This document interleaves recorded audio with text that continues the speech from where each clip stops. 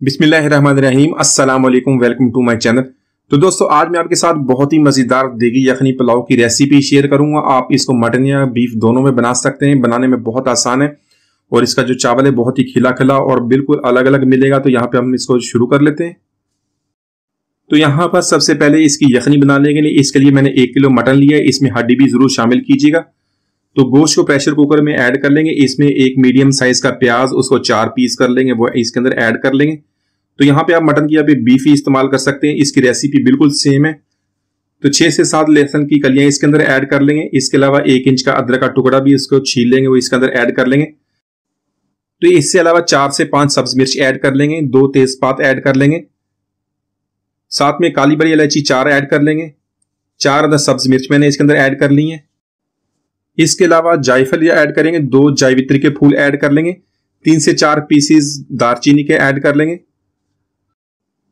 इसके अलावा 10 अदद लौंग, 15 गोल काली मिर्च, 1 बादियान का फूल ऐड कर लेंगे। यहां पे सूखा धनिया ऐड करेंगे 3 टेबल स्पून, इसको भर के हम ऐड करेंगे।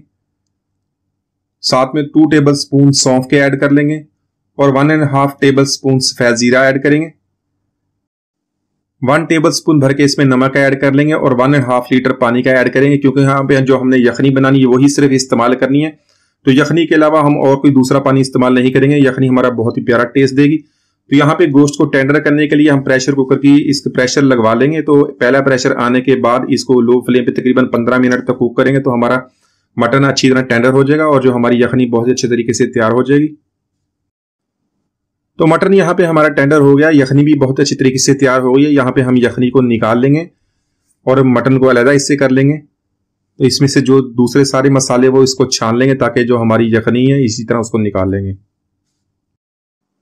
तो यहाँ पर सबसे पहले 1/4 कप ऑयल का ऐड कर लेंगे। इसमें 2 बड़े साइज के प्याज, उनका बारीक लंबा काट लिया, ये ऐड कर देंगे। तो प्याज को यहाँ पे हम गोल्डन फ्राई कर लेंगे। उसके बाद इसमें से हाफ क्वांटिटी निकाल लेंगे और बाकी की हाफ क्वांटिटी हम इस्तेमाल कर लेंगे। तो यहाँ पर 1 टेबल स्पून लहसुन अदरक का पेस्ट और 1 टेबल स्पून सब्ज मिर्च कुटी हुई ऐड कर देंगे। इन दोनों चीजों को तकरीबन 1 मिनट तक फ्राई कर लेंगे। तो यहां पर कुछ मसाले ऐड कर लेंगे। काली बड़ी इलायची 3 अदद, दालचीनी, गोल काली मिर्च, जायवित्री, तेजपात और 4 से 5 लौंग ऐड कर लेंगे और इसको 1 मिनट तक फ्राई करेंगे। यहां पर 2 बड़े साइज के टमाटर, उनको बारीक काट लें, वो ऐड कर देंगे और साथ में मटन भी ऐड कर देंगे। तो यहाँ पर इन दोनों चीजों को मिक्स कर लेंगे और 2 से 3 मिनट तक कुक कर लेंगे, ताकि मसाले के साथ अच्छी तरह ये मिक्स हो जाए। 1 टेबल स्पून ऐड करेंगे सफेद जीरा, 1 टेबल स्पून धनिया पाउडर और 1 टेबल स्पून कुटी हुई लाल मिर्च। तो यहाँ पर इनको मिक्स कर लेंगे, 1 मिनट तक मजीद इसकी भुनाई कर लेंगे। तो यहाँ पर 1 कप दही का ऐड कर लेंगे और दही को ऐड करने के बाद इसके मसाले के साथ अच्छी तरह भुनाई कर लेंगे। 3 से 4 मिनट तक भुनाई करेंगे, ताकि जो ऑयल रिलीज हो जाए।